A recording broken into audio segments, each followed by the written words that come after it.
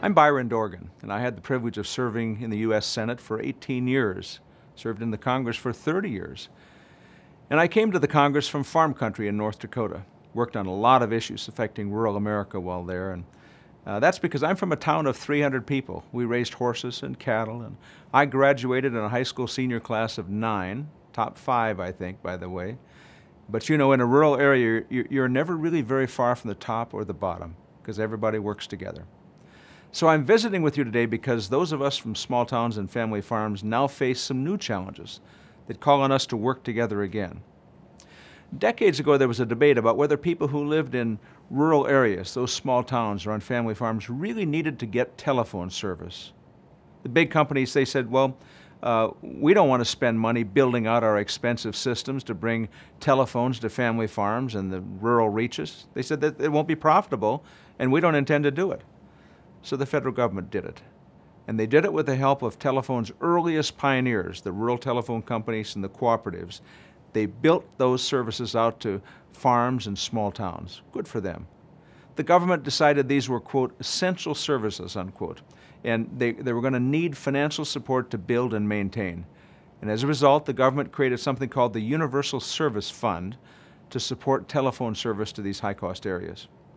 Now, I know all about high-cost areas because where I grew up, we had a 4-digit telephone number, and it was a party line, too. Some of you might remember the kind of line where you can kind of keep track of your neighbor's activities and deny it all along the way.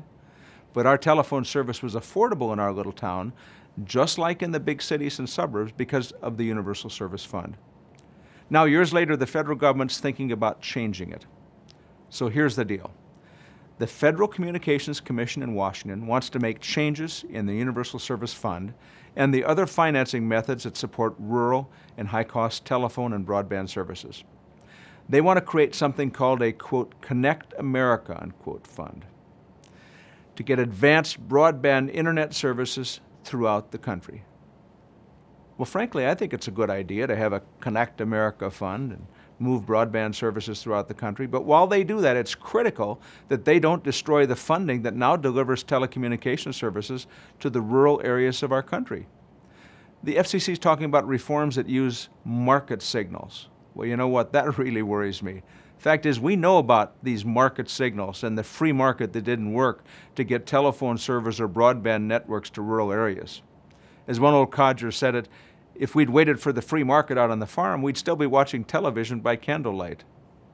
Well, listen, the reason I'm talking to you about this FCC plan is because we need to work together to make sure the government gets this right. This proposal could penalize rural broadband providers and put existing affordable high-quality broadband service for all of our rural areas in very serious jeopardy. The current high-cost Universal Service Fund has been a great success story for our country. It's enabled our country to stay connected. It's allowed your rural telephone company to deliver on the promise of good, affordable, advanced communication services. Yes, for rural consumers and for family farms and businesses. But this job isn't nearly done. These rural carriers out there have invested billions over the years in advanced networks to meet the needs of customers, and they've done that fully understanding and expecting the government will continue the promise of financial support through this Universal Service Fund that exists. Now, they have to be able to recover their costs. Without that continued support, some companies and some co-ops simply will not survive. That's what's at stake here. Other companies will still need the investment funds to keep building out the same advanced communication services that the people in the big cities have. So, look, I support plans to get broadband internet services built out all across America. But in this new age where distance is supposed to be dead, it's just as critical for me and for you that small towns, rural areas, and family farms have access to the same latest, best, and fastest telecommunication tools to attract the new business and the new economic activity.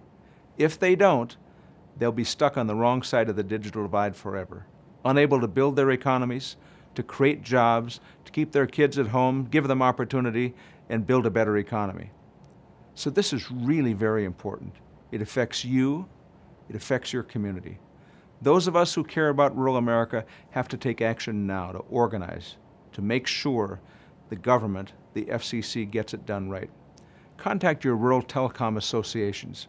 They are eager and ready to assist you. Find out how you can get involved. Mobilize your employees, your customers, your neighbors. Write letters, raise your voice. Tell the government that they need to support those who live in rural America. In the Old West, when wagon trains moved across the landscape of America, it was always understood the wagons had to move together. They knew you can't move ahead by leaving some behind. That's true with telecommunications as well. No one who lives in rural America deserves to be left behind. So let's push hard now to make sure our government gets this done right. To learn more about saving rural broadband, visit saveruralbroadband.org.